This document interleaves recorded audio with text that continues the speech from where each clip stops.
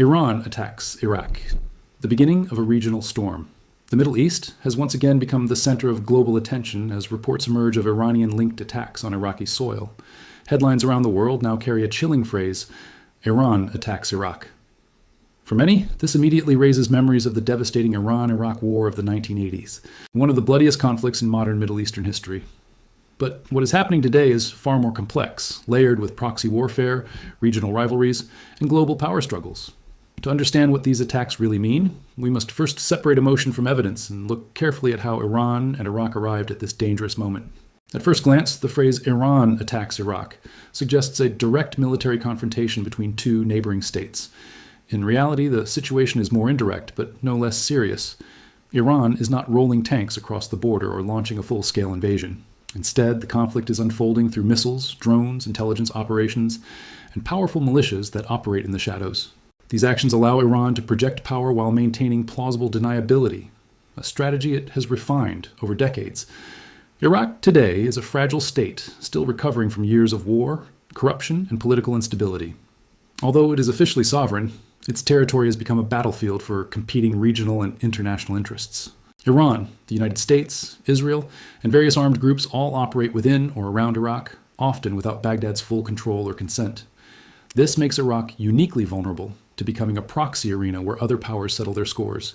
Iran's influence in Iraq did not appear overnight. It was built gradually after the 2003 U.S. invasion that toppled Saddam Hussein.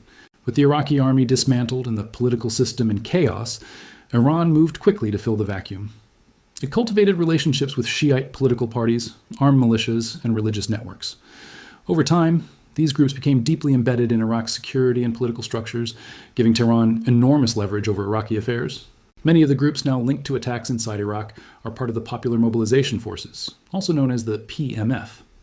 While some PMF factions are loyal to the Iraqi state, others answer directly to Iran's Islamic Revolutionary Guard Corps. These Iran-aligned militias possess advanced weapons, including drones and precision-guided missiles, capabilities that were once reserved only for national armies. Through them, Iran can strike targets inside Iraq while avoiding direct responsibility. Recent attacks attributed to Iran-linked groups have targeted Iraqi military installations, radar systems, oil infrastructure, and locations associated with foreign forces. Each strike sends a message, not only to Iraq, but also to Iran's wider enemies. These attacks are often calibrated, strong enough to demonstrate power, but limited enough to avoid triggering an all-out war. This balance is intentional and dangerous. To understand why Iran is willing to risk destabilizing Iraq, we must examine Tehran's broader strategic goals. Iran sees itself as the leader of a regional axis of resistance, opposing U.S. and Israeli influence across the Middle East. Iraq plays a critical role in this strategy. It serves as a land bridge connecting Iran to Syria and Lebanon, where Iran's most powerful ally, Hezbollah, is based.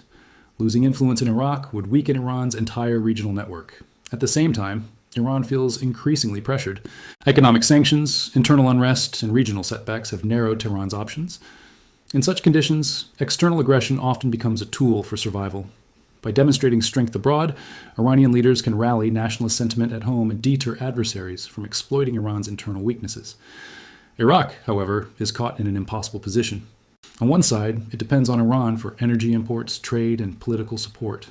On the other, it relies on the United States and its allies for military training, financial stability, and international legitimacy.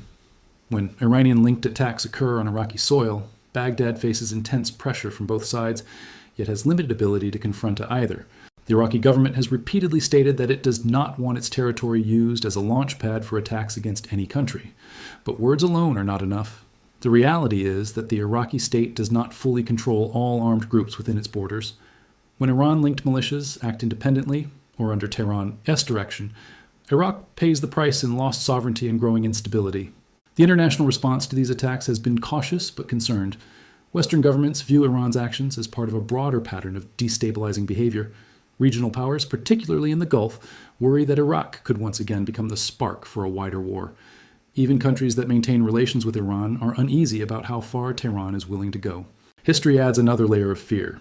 The Iran-Iraq War from 1980 to 1988 left millions dead and scarred both societies for generations. Chemical weapons, trench warfare, and human wave attacks defined that conflict. While today's situation is different, the memory of that war still haunts the region.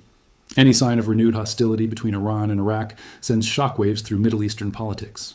Yet this time, the danger is not a repeat of the past, but something potentially more unpredictable.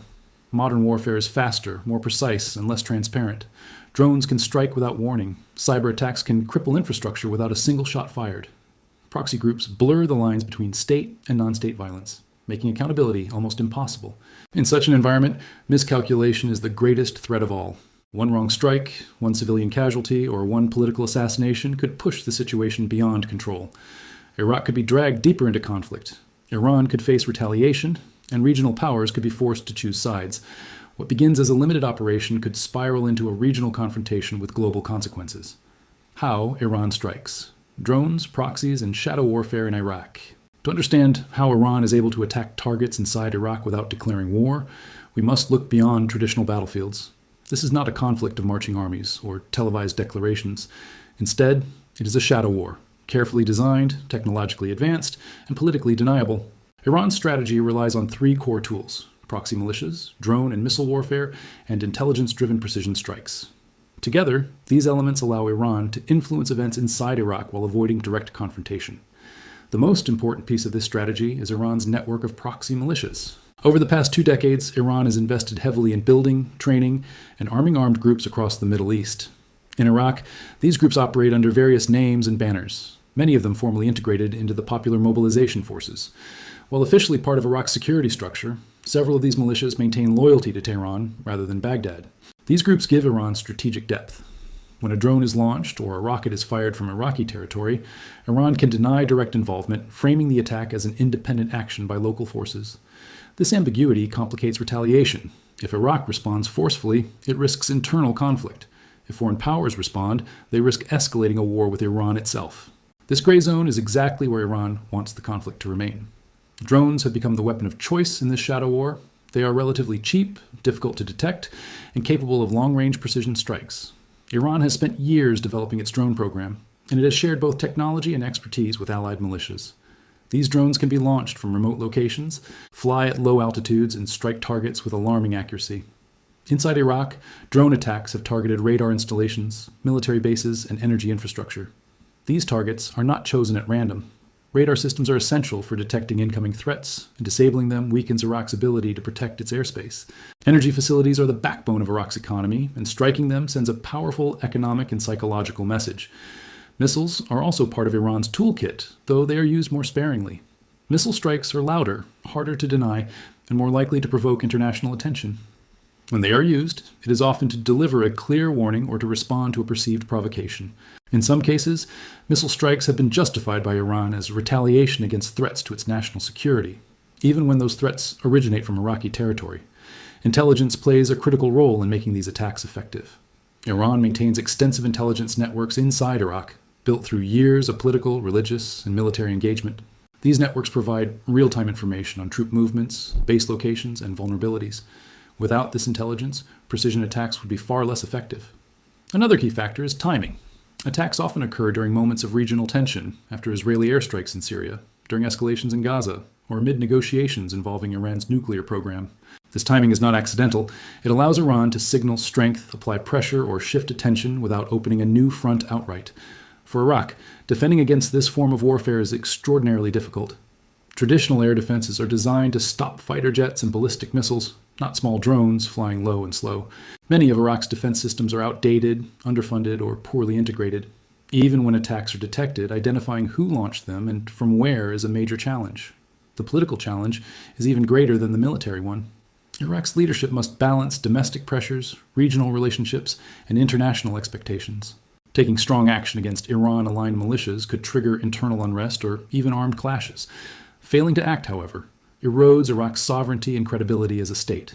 This dilemma has left Iraq stuck in a cycle of condemnation without enforcement. Investigations are announced, statements are issued, but meaningful accountability remains rare. Each unpunished attack further normalizes the use of Iraqi territory as a battlefield for others. The United States and its allies are closely watching these developments. For Washington, Iranian-linked attacks in Iraq are part of a broader pattern of regional behavior. U.S. forces stationed in Iraq for training and advisory roles have occasionally been targeted, increasing the risk of direct confrontation. Each incident forces American decision-makers to weigh restraint against deterrence. Regional powers are also concerned. Gulf states fear that instability in Iraq could spill over into energy markets and regional security. Turkey monitors the situation closely due to its own operations in northern Iraq. Even countries attempting to remain neutral understand that Iraq's instability affects the entire Middle East. What makes this situation particularly dangerous is the constant risk of miscalculation. A drone strike that causes unexpected casualties, a missile that hits the wrong target, or a retaliation that goes too far could rapidly escalate the conflict. In a region already strained by multiple crises, there is little room for error. Iran's leadership is aware of these risks, but it also believes that restraint can be interpreted as weakness. By maintaining pressure through controlled aggression, Tehran aims to deter enemies, secure its interests, and shape regional outcomes. From Iran's perspective, Iraq is not just a neighbor. It is a strategic buffer, a corridor of influence, and a front line in a much larger struggle. For ordinary Iraqis, however, these strategic calculations offer little comfort. Each attack deepens insecurity, discourages investment, and delays recovery. The country's long road toward stability is constantly disrupted by forces beyond its control. Why Iraq cannot push back? Political fractures, foreign pressure, and a weak state. To understand why Iran-linked attacks continue inside Iraq with limited resistance, we must confront a hard truth. Iraq is not a fully consolidated state. On paper, it has a government, an army, and international recognition. In reality, power is fragmented among political factions, armed groups, foreign interests, and economic elites. This fragmentation lies at the heart of Iraq, its inability to prevent or respond decisively to Iranian influence and attacks. One of Iraq's greatest weaknesses is its divided political system. Since 2003, Iraqi politics have been shaped by sectarian power-sharing arrangements designed to prevent dictatorship. While these arrangements helped avoid immediate collapse, they also created paralysis. Political parties are often loyal to sectarian identities or foreign patrons rather than to the Iraqi nation itself. This makes unified decision-making extremely difficult, especially on issues involving Iran. Many powerful Iraqi political parties maintain close ties with Tehran. These relationships are not always ideological. They are often practical. Iran provides funding, security support, and political backing. In return, these parties help protect Iranian interests inside Iraq. This means that any Iraqi prime minister who attempts to confront Iran faces resistance not only from armed militias, but also from within parliament and the state itself. The Iraqi security forces face similar challenges. While Iraq has rebuilt much of its army since the fight against ISIS, it still lacks full independence. Some units are professional and loyal to the state, while others are influenced by political or militia affiliations. The popular mobilization forces in particular exist in a gray zone. They are legally recognized, yet partially autonomous. This dual status allows Iran-aligned factions to operate with limited oversight. When attacks occur, Iraqi commanders often lack clear authority to act. Pursuing those responsible could spark internal clashes between Iraqi forces themselves. In a country that has already endured years of civil conflict, leaders are deeply cautious about actions that could reignite internal violence. As a result, restraint becomes the default response, even when sovereignty is violated. Economic dependence further limits Iraq's options. Iraq relies heavily on Iranian electricity and gas imports to keep its cities running. Cutting ties with Iran could lead to immediate energy shortages, public protests, and political instability. Iran understands this leverage well and uses it to protect its strategic position. Any Iraqi government that challenges Tehran risks economic consequences that could threaten its survival. Foreign pressure adds another layer of complexity. The United States wants Iraq to limit Iranian influence, yet Washington also demands stability and the protection of its own forces.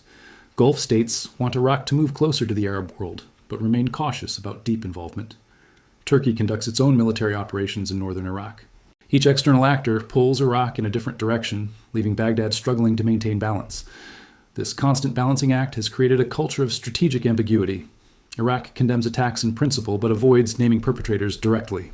Investigations are announced, but results are rarely publicized. This approach buys time, but it also sends a dangerous message. Violations of Iraqi sovereignty carry few consequences. Public opinion inside Iraq is deeply divided. Many Iraqis are tired of foreign interference, whether from Iran, the United States, or others. Protests over corruption, unemployment, and insecurity have repeatedly shaken the country. Yet these movements lack unified leadership and face violent repression. Without strong popular pressure translating into political change, the system remains largely intact. Iran exploits this environment skillfully by embedding itself across political, military, and economic spheres. Tehran ensures that any move against its interests faces resistance at multiple levels. This is not accidental. It is the result of long-term strategic planning. Iran does not need to control Iraq outright. It only needs to ensure that no Iraqi government can act decisively against it. The regional context further weakens Iraq's position. Escalations elsewhere, whether in Gaza, Syria, or the Red Sea, often spill into Iraq. When tensions rise between Iran and Israel or Iran and the United States, Iraq becomes a convenient arena for indirect confrontation. This makes Iraqi stability hostage to events far beyond its borders. International law offers Iraq limited protection in such circumstances. While sovereignty violations are condemned, enforcement depends on political will. Major powers are reluctant to intervene directly, fearing escalation. As long as attacks remain below the threshold of mass casualties or open warfare, global responses tend to remain restrained. This creates a dangerous cycle. Iran-linked attacks continue. Iraq protests diplomatically. The international community urges calm, and the underlying conditions remain unchanged. Over time, this normalizes instability and erodes the authority of the Iraqi state even further. Yet, it would be wrong to portray Iraq as entirely powerless. There are factions within the government and civil society pushing for reform, sovereignty, and neutrality. Some leaders advocate for Iraq to become a bridge between rival powers rather than a battlefield. However, these voices face immense obstacles from entrenched interests and external pressures. The longer this situation continues, the higher the risk of sudden escalation. A single attack causing significant casualties, a political assassination, or a misinterpreted strike could force Iraq into a confrontation it desperately wants to avoid. In such a scenario, Iraq's internal divisions could turn a regional crisis into a domestic catastrophe. What comes next? Escalation, consequences, and the future of the Middle East. As the situation between Iran and Iraq continues to evolve, the most important question facing the region is simple but dangerous. What happens next? The answer is not found in a single event or decision, but in a fragile balance between restraint and escalation. The Middle East, today, stands on a fault line, where even a small shift could trigger consequences far beyond Iraq's borders. Iran's strategy so far has been calculated and deliberate. By operating through proxies and indirect attacks, Tehran has managed to apply pressure without crossing the threshold of open war. This approach allows Iran to signal strength, protect its regional interests, and respond to perceived threats while avoiding the devastating costs of direct confrontation. However, this strategy is not without risk. The more often these attacks occur, the higher the chance that one will go too far. For Iraq, the future is deeply uncertain. Each attack further undermines the state's authority and reinforces the perception that Baghdad cannot control its own territory. Over time, this erosion of sovereignty weakens public trust, discourages foreign investment, and delays reconstruction. A country that should be focusing on rebuilding instead finds itself trapped in a cycle of crisis management. One possible path forward is gradual escalation. If attacks increase in frequency or intensity, Iraq may be forced to respond more decisively. This could involve cracking down on certain militia factions, strengthening air defenses, or seeking stronger international guarantees. However, each of these steps carries risks. Confronting militias could spark internal conflict. Expanding foreign military involvement could inflame nationalist anger. There are no easy options. Another scenario is containment without resolution. In this outcome, attacks continue sporadically, responses remain limited, and the situation becomes normalized. This may appear stable on the surface, but it is a dangerous illusion. A frozen conflict still drains resources, destabilizes politics, and leaves the door open for sudden explosions of violence. The most dangerous scenario is uncontrolled escalation. A strike causing mass casualties, a direct hit on foreign forces, or a high-profile assassination could force major powers to respond. In such a case, Iraq could rapidly become the central battlefield in a broader regional war involving Iran, the United States, Israel, and other actors. The consequences would be catastrophic, not only for Iraq, but for global energy markets and international security. Global powers play a crucial role in shaping which path becomes reality. The United States faces a difficult balancing act. It wants to deter Iran and protect its interests, but it also wants to avoid another Middle Eastern war.